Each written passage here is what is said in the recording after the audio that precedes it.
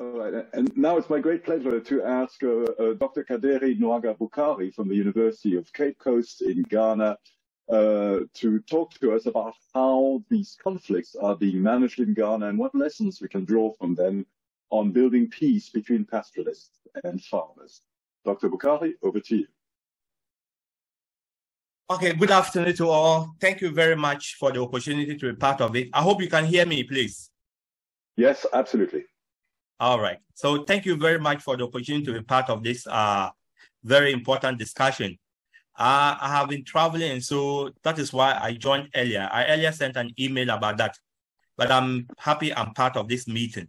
And I see that there are a lot of people I have in the past cited and worked with. If we look at Fiona Flanton, I've made a lot of her reference to her work in my various writings, and I'm happy to be here with her.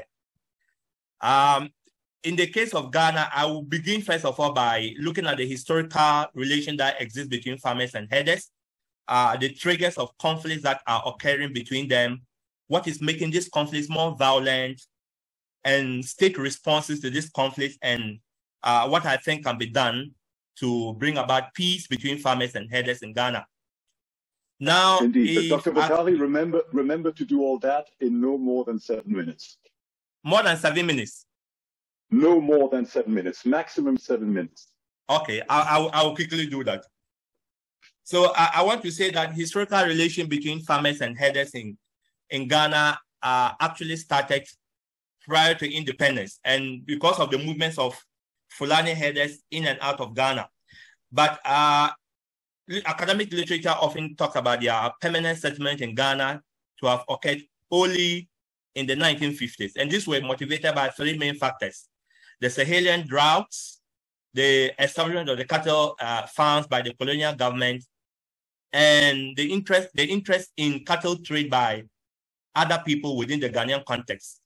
As herders settled in Ghana, they reared cattle and took care of cattle that belonged to many rich people and many others, especially in northern Ghana and some part of the southern Ghana. Now, the often intricate relation between these two groups have often been that they've always been coexistence, and they built a lot of social networks.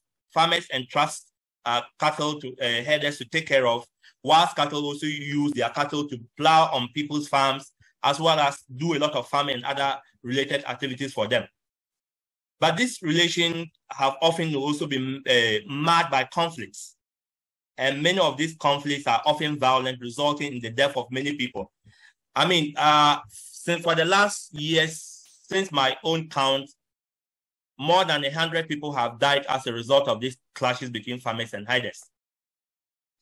Now, what is resulting in these clashes? One of the main issues that is important for us to understand has to do with the destruction of crops by cattle. And these destructions are not just due to any other thing, but because of the increase in the number of cattle as well as the increase in farming. So there's a sort of competition between the two groups in terms of what to do. Also, one cannot talk about the fact that these competitions are being marred by the impact of climate change and environmental change that is driving a lot of herders from the Sahelian region into Ghana. And as they come and settle, competition for land, competition for water, and for other resources have always been a factor. But you see, what has compounded the problem has to do with the stereotypes and prejudices that are associated with a lot of Fulani in Ghana. In Ghana, many people see them from a different light. They see them as non-citizens. They see them as people who engage in crime, especially in many communities. And I can tell you that in this day and era, these stereotypes have increased more and have become community members' attitudes towards herders in particular have been more antagonistic. And this has resulted in sometimes traditional authorities and even state authorities supporting farmers against herders. This has compounded the situation of the herders. And one of the issues that is even making it worse these days is the situation in the Sahel, Burkina in particular, where a lot of them are being driven because they are being impacted by the situation. They are coming into Ghana with their cattle in order to run away from the attacks of the jihadists. And so as they come into Ghana, there are a lot of competition for resources. And the reaction of the state has always been that the state have always used expulsion exercises known as Operation Cowlick. This Operation Cowlick often involves joint military police forces going in to drive out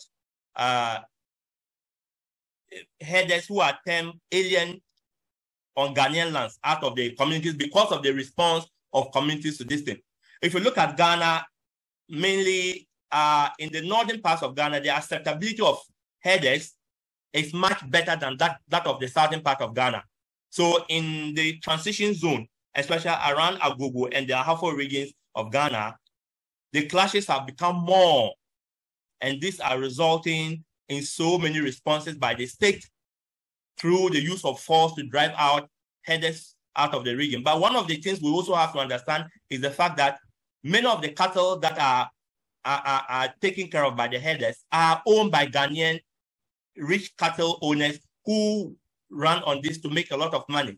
And so these are resulting in so many issues between youth of some of the communities and some of these people, and chiefs in particular.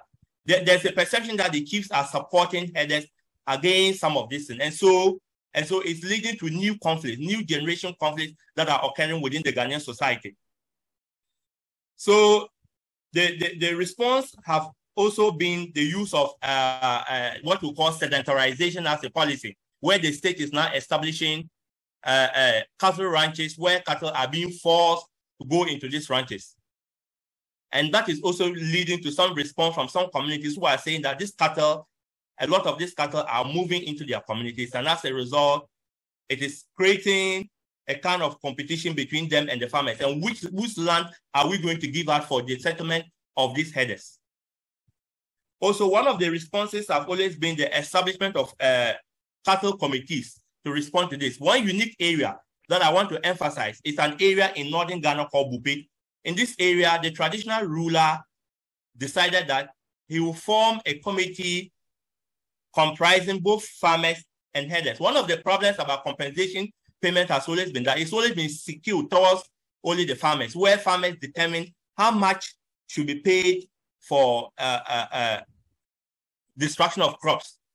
But this traditional ruler uniquely decided that there will be a committee made up of equal numbers of cattle owners and equal members of herders, in which the two come together and determine the price of how much compensation should be paid to a particular farmer for the destruction of crops. And so this system seems to be working, and there are less conflicts in this area. And if you look at many of these areas, many herders are now moving to this area in order to settle because of the system that is existing within this area. Yeah, as a way of trying to resolve this conflict, one of the things I want to propose is that I think the state needs to, first of all, zone out lands for herders. Dr. Bukhari, try to summarize it in 1 minute. Thank you. Yeah. So one of the things that can be done is for the state to try and establish zones where lands are allocated for cattle owners, for them to rail their cattle. There's the need for us to demarcate very clearly cattle corridors in which some of these herders are able to move with their cattle, where farms and other places are not established. And also one of the things is to look at the citizenship question of herders, which is very important. The acceptability of them within the Ghanaian society will become very important because stereotypes, prejudices, and all other things are compounding their problem and making it difficult for them to be accepted within the Ghanaian society. Thank you very much. Dr. Bukhari, thank you very much. That was fascinating. In particular, the idea that simply having people sit down together and discuss issues, these farmer-herder committees, can help to evaluate the damage and to lessen the temperature. But I'm also alarmed by the fact that a lot of this seems to be driven by the fact that we have more and more farmland and more cattle, which is partly due to population pressure, and of course exacerbated by the security situation in the Sahel.